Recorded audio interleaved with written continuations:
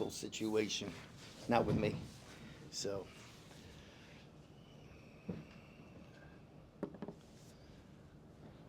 well, it's going to be a week at home. It obviously hasn't happened in the conference season, so we're still in two-a-day mode. So we've got a second practice here shortly, and we'll keep moving in the right direction and ready to play a very physical team on Saturday night in East Carolina. I know you talked last year. I remember you said something about it doesn't feel like anything when you win because you expect to win these games and Yeah. stuff like that. But just the contrast from last week to this week. Just how different have the practices been coming off of a win? Practices have been good, but I'm telling you, we've had good practices and then not played well. So, what was happy about the start and just how it was sustained throughout. Not that I expected any lulls, but I was looking at the stat sheet this morning, and I think we led for 37 minutes of the game on when was that, Tuesday night. So that was good. That was a feeling that you're kind of used to, but it is a situation where your approach has to be every single day, and we need to make sure that that is continuing to occur. And I thought this morning we did a good job. We'll see what this evening's like. And you mentioned, you've had good practices. They haven't always translated to the court. Has that made you, I don't know, like reevaluate how you look at practices? Has it changed anything, or do you just kind of have to just keep plugging along and trust the process? Yeah, no, it's definitely a trust the process thing. I do think that teams get better, or they get worse as the season goes. I think sometimes you get a lot of answers in the film room, and so sometimes after games or prior at a practice, you get things that need clarity. And so I think there's a lot of that. And then we're still in an implementation phase. Having Ronnie back helps simply because for 4 months of the year you practice a certain way and in anticipation of that, and then for the last 4 weeks you had to kind of change everything up, and then it's figuring out now what can we add given the pieces that we have. I think we have great depth in the backcourt. If you just look at it, I think we're pretty well positioned inside the American, and I think obviously the addition of Ronnie, you have four guys for those two spots, and feel very good about the pieces that we have. So, right now the rotation has been nine. We've kind of experimented without Ronnie, but I go back to all of this has been with this time period, the last 6 7 months planning has all been with Ronnie. So without Ronnie, and again injuries happen, you kind of have to think a little bit differently. Guys plugging in, and it is. Is there confusion? Is it not? But again, a lot of it's just we've been doing something for 4 or 5 months. Then you have something like that happen, an injury, somebody's not available, and then that changes things. Thinking back to the conference losses, what was the biggest difference between those and the win on Tuesday night, or is it just execution, or just what was better? Well, I mean, think through Temple's, 17% turnover rate. Think through USF, 18% turnover rate. You think through UTSA, 25% turnover rate. And then the other night, you have 11 turnovers for the game. And your ratio is a lot better. The DER, how we're defended, we need to be able to keep teams under one is a .89, which is the best that Charlotte's faced. But again, a lot of that has to do with we're not playing disadvantage basketball, whereas in a number of these other games, we're just playing disadvantage basketball on account of the turnovers. So I attribute it more to that than anything else. Was there an extra emphasis on that between heading into Tuesday, or do you think it was just the same thing you've been doing and it just worked that time? Well, I mean, you can kind of tell we're pretty deliberate now. Charlotte doesn't cause a lot of turnover, so that helps. But I will tell you, we were pretty deliberate offensively, and I think that has something to do with the lack of turnovers. What have you seen from defense to try and take Xavier away, especially here now in conference play where he's probably at the top of their scouting reports? Yeah, I mean, they're plugging it with certain guys. I think when you have certain guys on the court, especially if you look from strong side corners, there's probably more of a emphasis on being in your gap and trying to take away something, and more so encourage a pass than it is anywhere else. What has to happen on those is we have to get really good, what we would call back pocket collisions with the five man. Like they need to be able to set and hold screens so that that way we can attract other help from the bigs and not from the guards. And if we can hold screens and allow the bigs trying to help, that's going to put us in a position to allow those backside guys, Quincy, Mate, to have more of an ability to where the help's coming from the big trying to plug rather than from a guard. But all of that's contingent upon those guys making contact. But a lot of that game to game depending on pick and roll coverage.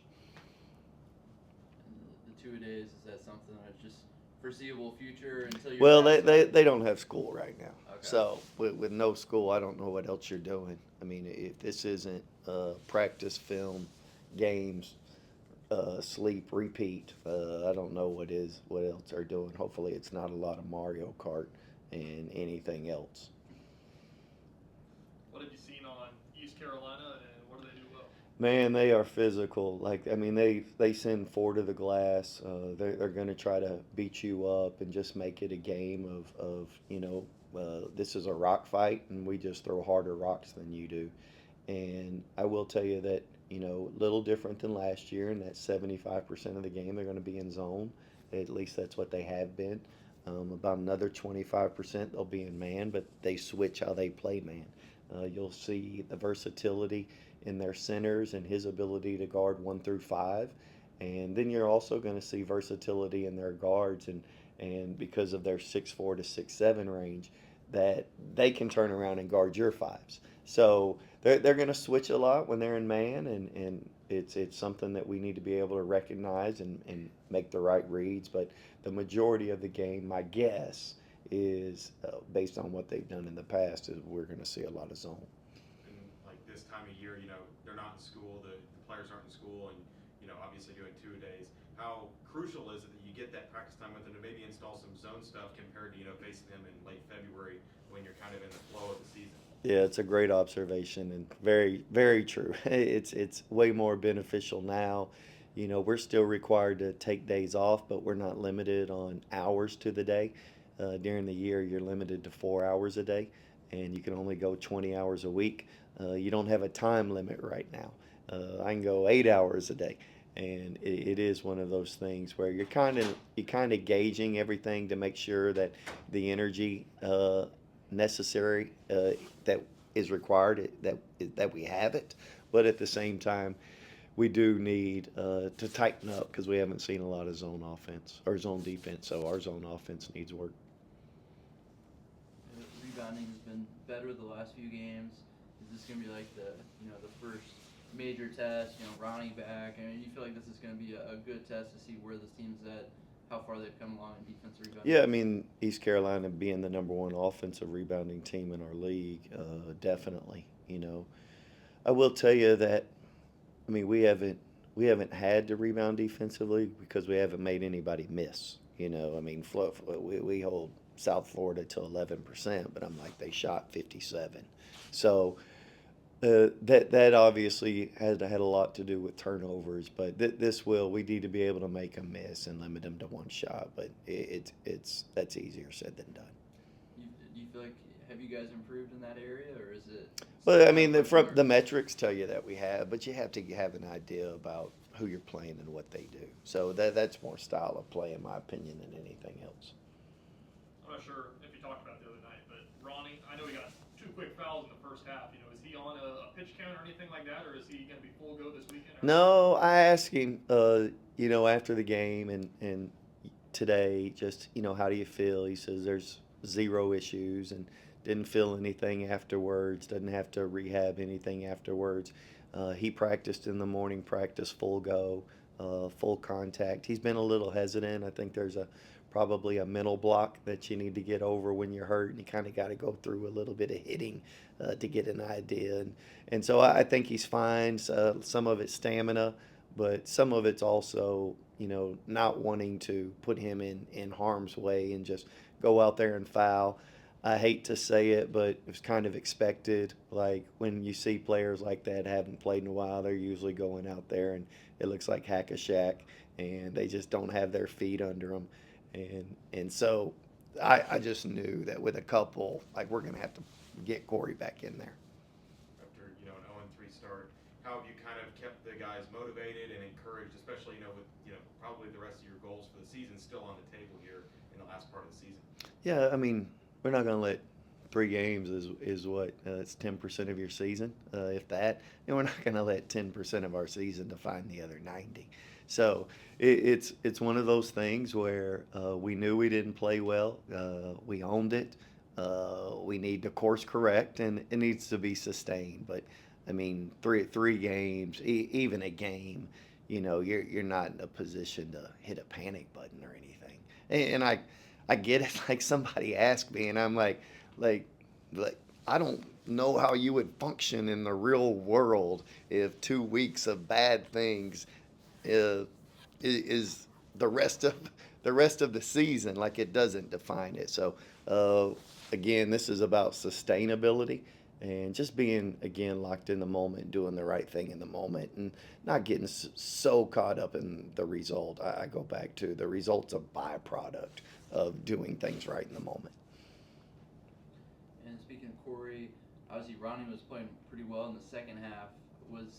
I noticed Corey didn't go back in the last 12, 13. Was that kind of injury management, just kind of avoiding wear and tear on him, or what's A little both. Ronnie was playing well. You know that those two just haven't been able to play together much. So it isn't. I mean, Ronnie basically hasn't practiced. So Ronnie really only knows one position right now. Corey only knows one position. So some of that's functionality, and then some of it is like we don't need to put that kind of burden on Corey at this particular time if it's unnecessary. Was that did that shoulder injury, did that happen in a game, or is it like in practice? No, it happened in practice. Okay, gotcha.